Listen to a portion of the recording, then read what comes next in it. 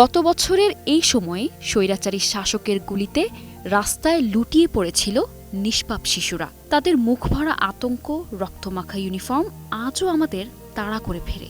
আর এবার ঠিক সেই স্মরণচিহ্ন মুছে না যেতেই আরেকটি জুলাই এসে কেড়ে নিল নতুন প্রজন্মের স্বপ্ন।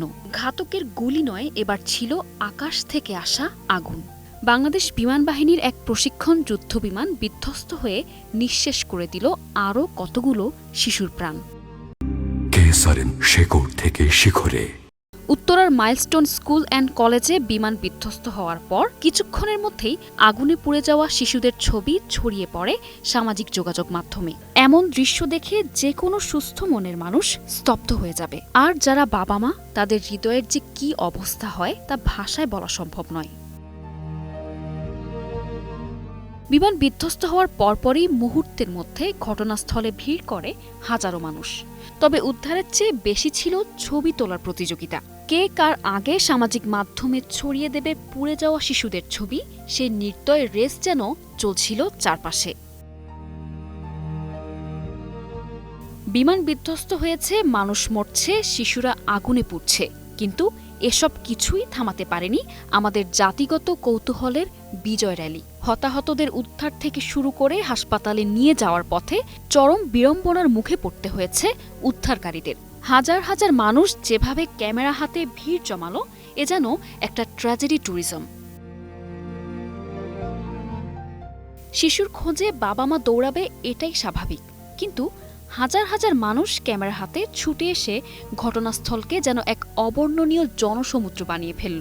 এ জাতির ট্র্যাজেডি দেখার এক অদ্ভুত আকর্ষণ আছে। কিন্তু যেসব রাজনীতিবিদ হঠাৎ করেই হাসপাতালের পথ চিনে ফেললেন, ক্যামেরার সামনে গা ঘেঁষে দাঁড়ালেন, আর চোখে মুখে মলিনতা মেখে মানবিকতার হাই রেজলিউশন ফেস হয়ে গেলেন, তাদের কি নামে ডাকা হবে? এ যেন দুঃখের পাশে নয়, বরং দুঃখের ওপর পা রেখে দাঁড়ালেন ফ্রেমে ঢোকার জন্য। জামায়াতের আমির অসুস্থ হলে রাতে ছুটে যান বিএনপি নেতা মির্জা ফখরুল। প্রশংসাও পান রাজনৈতিক শিষ্টাচারের। কিন্তু শিশুদের পুড়ে যাওয়া দেহের পাশে দাঁড়ানো ক্যামেরামুখী দুই অভিজ্ঞ নেতাকে দেখে সোশ্যাল মিডিয়ায় নিন্দার ঝড় বয়ে যায়।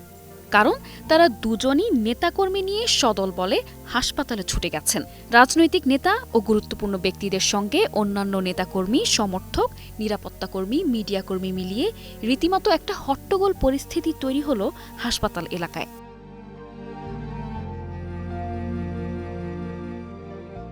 এত বড় ন্যাশনাল ট্র্যাজেডির মুহূর্তে রাজনৈতিক নেতাদের হাসপাতালে উপস্থিতি কি সত্যিই খুব জরুরি ছিল? তারা গেলেই কি দগ্ধ শিশুরা দ্রুত সুস্থ হয়ে উঠবে, নাকি হাসপাতালের করিডোরে দাঁড়িয়ে ক্যামেরাবন্দি হওয়াটাই ছিল মূল উদ্দেশ্য?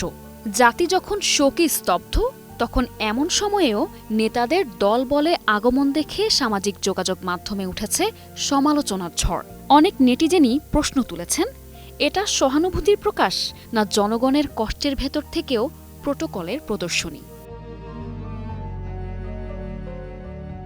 নিশা আলম, নিউজ ডেস্ক, ২১ টেলিভিশন।